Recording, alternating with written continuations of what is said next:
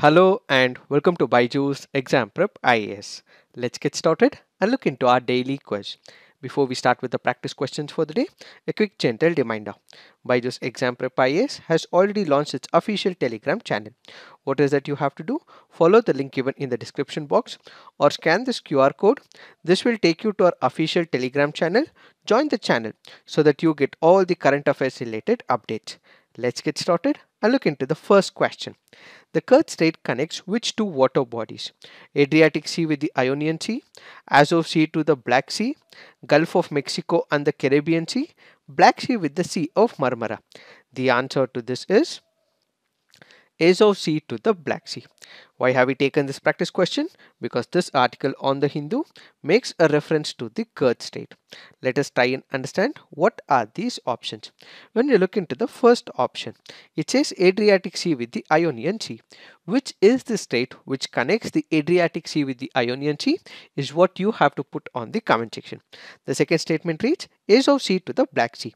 If you look into this image, we have the Sea of Azov, we have the Black Sea, we have this narrow strait. This narrow strait as shown in the image happens to be the Kerch Strait. What is this article speaking about? The article here is speaking about an explosion which has caused the partial collapse of the bridge linking the Crimean Peninsula with Russia. This bridge happens to be a 19-kilometer bridge across the Kerch Strait linking the Black Sea and the Sea of Azov, and this was opened in the year 2018, and this happens to be the longest in Europe. Let's look at other important straits. We have the longest strait, which is the Strait of Malacca, which connects the Andaman Sea with the South China Sea.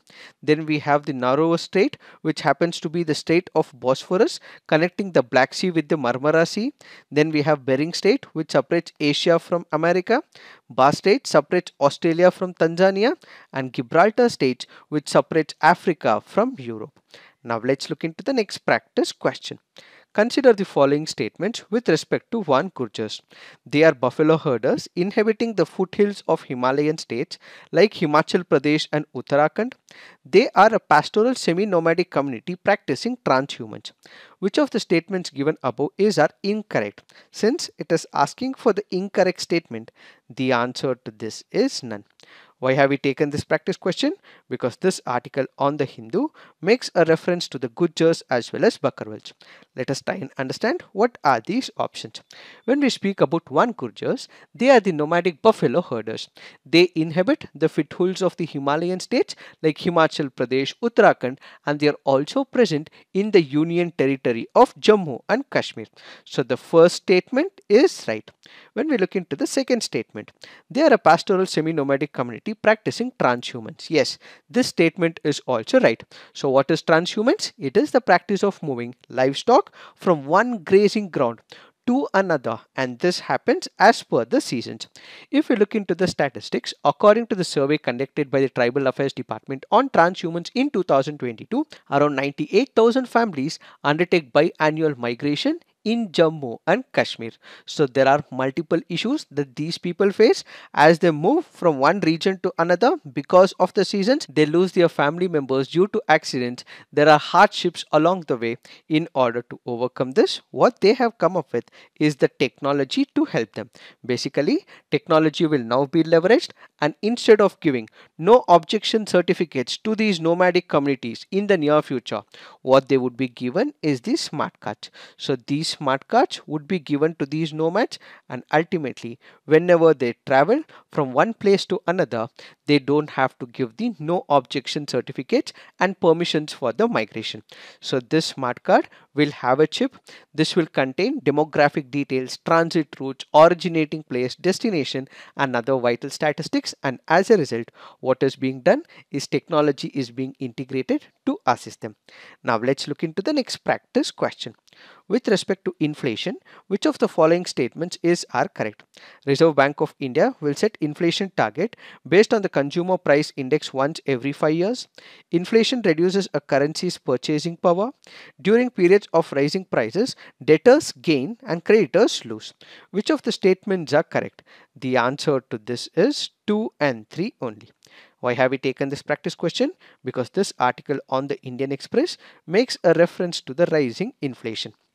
Let us try and understand what are these options.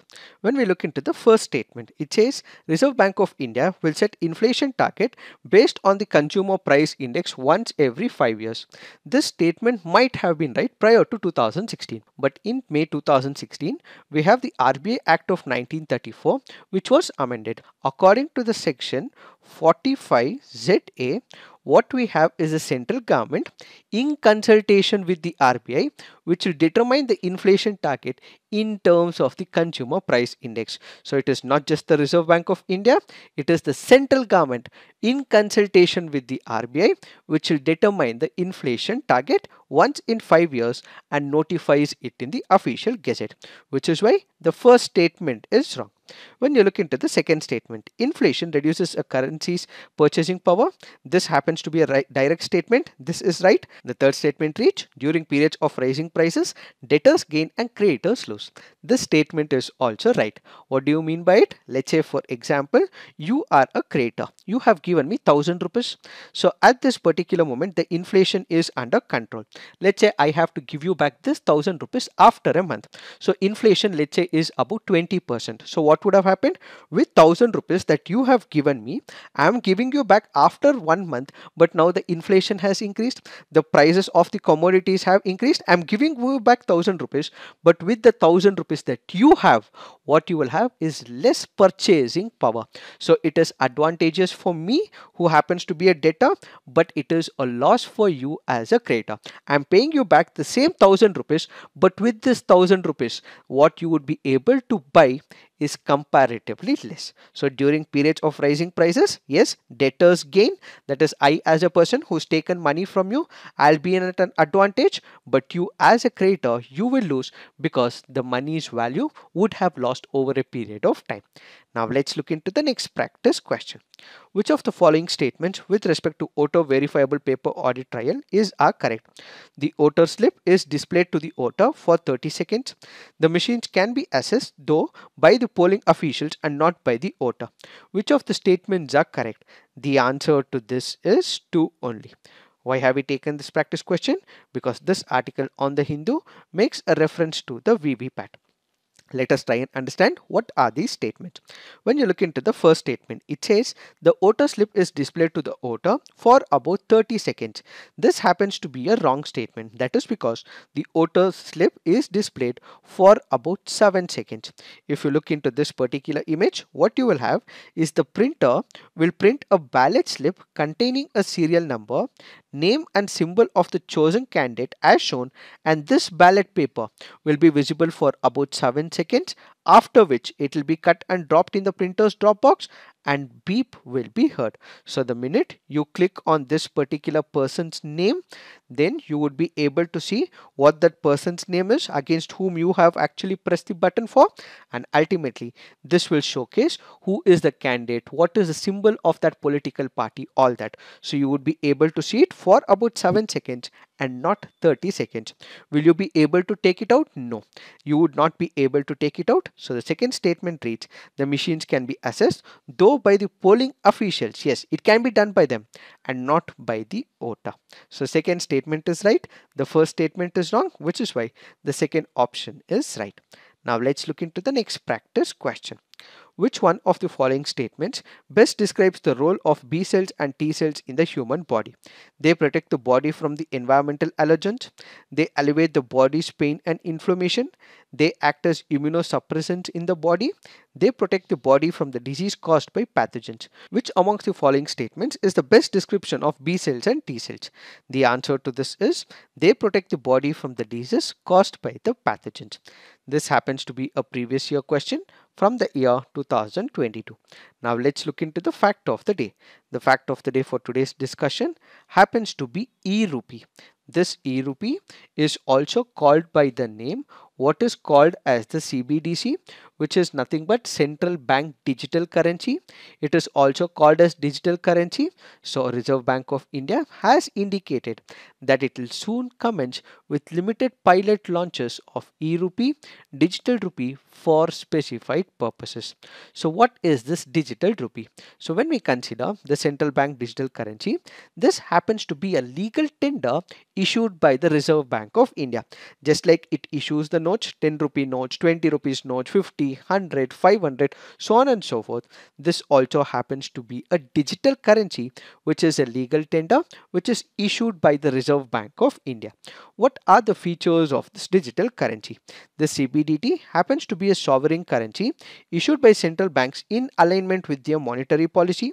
It appears as a liability on the central bank's balance sheet, just like the normal notes. This also happens to be a liability on the central bank. It must be accepted as a medium of payment, legal tender, and a safe store of value by all citizens, enterprises, and government agencies. And the central bank digital currency can be classified into two types. One is what is called as general purpose or retail, which is called as CBDCR. The other happens to be wholesale, which is CBDCW. So when we consider the retail, it can be used by all types of people, the private sector, non-financial consumers, and businesses. And when it comes to the wholesale, it is designed for the restricted access to the selected financial institutions. So retail is for all and the wholesale is for selected financial institutions. Why is RBI introducing CBDC? That is because this happens to be an advanced form of technology, an additional payment avenue to the users, and not to replace the existing payment system. Basically, to provide more avenues of digital transaction, this system has been introduced by the Reserve Bank of India. What is the significance of this particular move? It will help in reduction of the cost associated with physical cash management. What do you mean by it? Let's say you have the physical cash, 10 rupees notes, 100 rupees notes, 500 rupees notes, 2000 rupees notes. If these notes have to be moved from one place to another, you will require transport, you will require logistics, you also require the security personnel, because they have to move the currency from one particular place to another. They have to put it in the ATM as well, so it will require a constant update as well as extra cost. But if it is the digital currency, all this is not required. To further the cause of digitization, to achieve a less cash economy, supporting competition, efficiency, and innovation in the payments, what we are making use of is new ways of currency, to explore the use of CBDC for improvement in cross-border transactions, support financial inclusion, safeguard the trust of the common man in the national currency, proliferation of the crypto assets. So basically, the creation of the digital rupee will assist the Indian economy, minimize all the operating expenses, and ultimately improve the efficiency of the payment settlement. So this will bolster India's digital economy and financial inclusion. More on this will be explained on our economy this week. So stay tuned for our economy this week lecture. So this is it for today. Thank you for watching. All the best.